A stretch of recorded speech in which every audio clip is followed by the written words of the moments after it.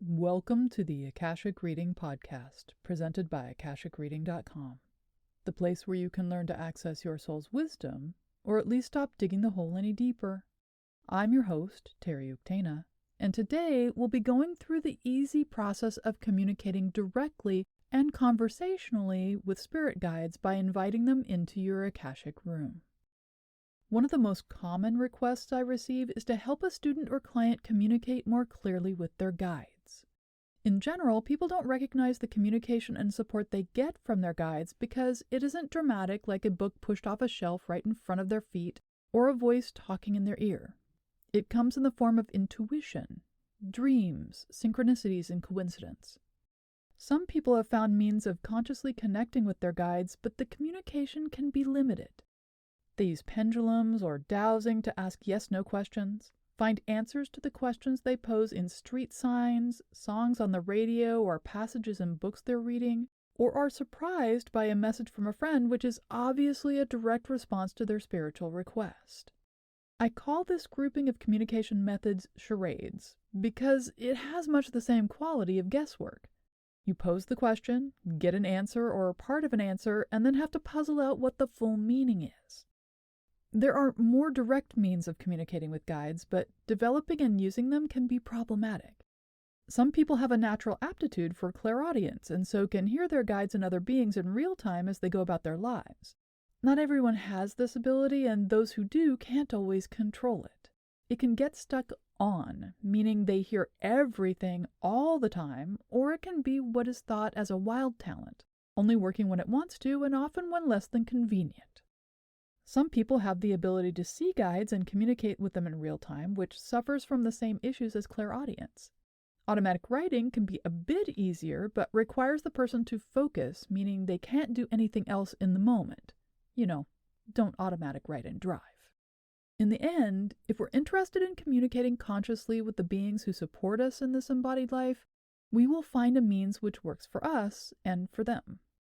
For those just starting to look for a means of communicating with their guides, or for my students and clients who are frustrated with the methods they're using, I recommend they invite their guides to a conversation in their Akashic room.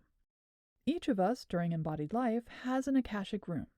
This is a room set aside specifically for us. No one may enter it without our permission. It reflects the life we're leading in each moment and supports us in engaging more fully not only in the practicalities of living, but of incorporating our spiritual path and the true nature of our soul into those practicalities. It's a place where we can investigate current problems, learn about the reason why we embodied, what is possible for us in this lifetime, conceive of and work through manifesting things into being, and so much more. Most Akashic rooms are somewhat open floor plan, but divided by furniture into functional areas. Some have beds, dining tables, conference room workshop corners, and most have seating areas for 2 or more people. These can look like little seating groups similar to coffee shops or full-on living rooms. Many have chairs facing fireplaces. These are great areas to begin exploring communication with Akashic beings.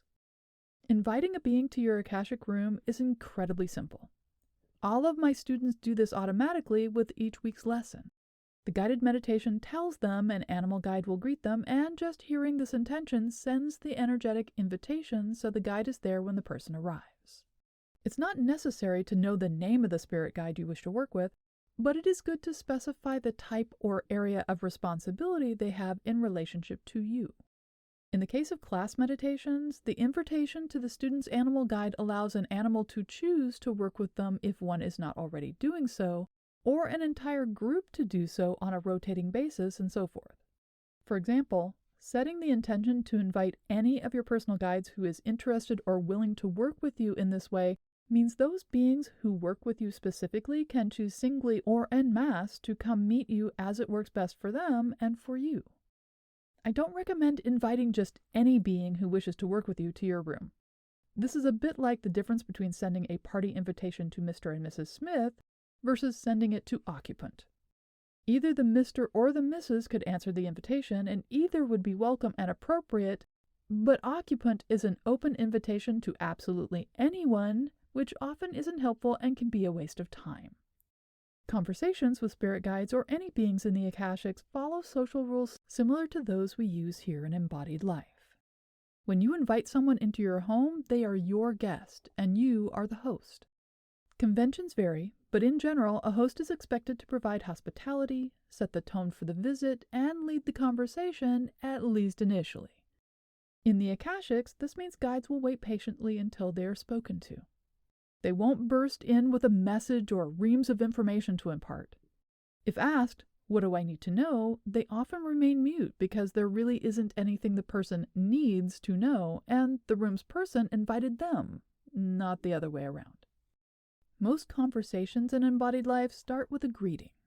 If we know the person, this is just an acknowledgement, whether a nod, a handshake, or a hug. If we don't, then introductions need to happen. Because we are encased in bodies, and most of us are neither telepathic nor truly emotionally fluent as empaths, we're relegated to using names, a series of sounds and symbols expressed in a linear manner as a means of expressing who we are. In the Akashics, no such formula is necessary. Without encasement, a being expresses who they are by fully being what they are. This makes for interesting and sometimes confusing interactions between spirit guides and embodied beings as expectations and communication styles clash. What I suggest for my students, rather than ask the name of the being they're meeting, is they ask how the being is related to them. While this can seem awkward, it can be helpful to remember we do this all the time within our families. Mom and dad are the most common forms of this relationship style naming, but we sometimes do a more nuanced version with grandparents, signifying one grandmother as Nona and the other as Gammy, and so on. A guide will always acknowledge who they are in relation to their person, will present a personal or visual representation of some kind, and may offer a nickname or even a name they've used in their own past embodiments. All of this combines into what we think of as a name. Another social rule used both here and in the Akashics is reciprocity. Have you ever noticed that if someone whispers, other people start whispering as well, even while they're looking around to figure out why everyone is whispering? Or how one person in a crowd talking loud leads to louder and louder conversations until everyone is shouting? Guides and most all beings in the Akashics will follow the lead of the host in a conversation. So if you're communicating only in thoughts or through images or gestures, then this is what they'll do as well. If you're loudly projecting you expect everything in the Akashics to be like a dream or symbolic, then this is how they'll present information to you. What's important to note here is guides can speak just as well, if not better, than we can. They can speak in any language we're most comfortable with or which suits the conversation best. So they're more than able and often willing to hold an actual spoken conversation which is unambiguous and full of knowledge on any subject. This can be invaluable when discussing deep personal, emotional, or spiritual subjects. Once introductions have been made and each of you is seated, you can start asking questions. Some guides might already know what you're interested in talking over because you have burning questions you've been trying to get answers to for a long time. Or the strength of your emotions around the subject are so strong they are practically radiating from you like a shout. Others will wait for you to formally ask the questions you have out loud in language. While all Akashic beings are able to hear your thoughts and feel your feelings, it's considered incredibly rude to act on these things without your permission, especially in your own Akashic room. Like with all conversations, once you get started, things usually fall into a rhythm of their own with topics moving back and forth between you and the guide. It can be helpful to remember that in the Akashics, visual forms are part of the communication process. A guide could therefore change clothes, sex, age, or into some other form entirely in order to make a particular point, and then shift back from one sentence to the next. And I'm not going to lie, this can be disconcerting at first. If it causes confusion or distracts from the conversation, stop and ask the guide to express what they mean in language.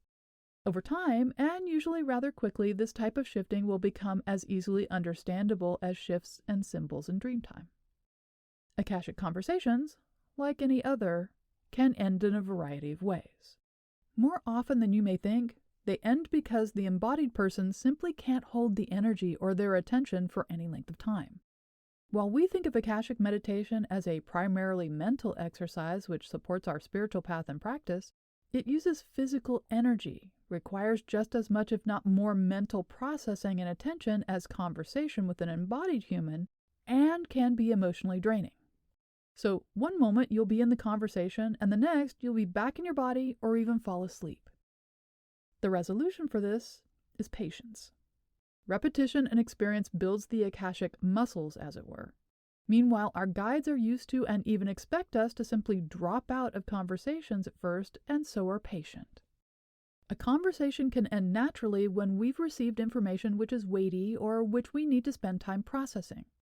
They can also end because we've received the answer we're looking for, or we've taken in all the information we can for the moment. In any of these cases, the ending of a visit is similar to one here in embodied life. The guide should be thanked for their time and attention. Any assurances of continued relationship should be offered if they're honest, like hugging, handshakes, namaste, and so on, and they will then take their leave. The type of conversation I've described here also works with other Akashic beings. Those who work with angels, are dedicated to particular spirits or gods, or who wish to connect with a specific spiritual being can invite them to their Akashic room. In these situations, the relationship will likely be different than a spirit guide, and there may be some specific behaviors which the being prefers concerning introductions and ending a conversation, but the form and means of communication will be the same. So, to foster clear, full communication with a spirit guide or other Akashic being, you can invite them to your Akashic room. To do so, I suggest you follow these general steps. When entering your Akashic room, do so with the intention to communicate with a specific being as designated by their relationship to you. This provides the invitation and also access to your Akashic room while you're there. When they arrive, greet the being and initiate introductions by asking their relationship to you. Sit with them or guide them to an appropriate conversation area of your room. Then communicate with them in spoken language and ask that they respond in kind. Have questions to ask, and don't hesitate to ask follow-up questions if you don't understand the answer. Also ask for clarification if a form shift happens during the response which you don't understand, or which complicates and confuses the answer, or if something else comes up that is confusing. Once done, end the conversation by thanking them for their time and support, and allow the being to leave before leaving your Akashic room, if possible, falling asleep and dropping out of the meditation notwithstanding. For those who have taken my classes, the process of getting to your Akashic room is the same as you use in each lesson. However, if you're using the class audios to do so, it can be confusing or difficult because they're structured to send an invitation for your animal guide, which you would then need to amend. For this reason, and for those who haven't taken my classes, I've provided a guided meditation on my website called Meeting Your Guide Meditation. I'll post a link to this in the episode description. And that's all the time we have this week. If you're interested in knowing more, check out my website, akashicreading.com. Thank you to my patron of honor this week, Jennifer Keene. If you're enjoying this podcast, please consider supporting it by subscribing on Patreon. For just $5 a month, you can join in patron-only classes, get information on my current workshops, see all my other offerings, and get regular updates about what I'm working on at patreon.com/TerryUktana. Thanks. Bye.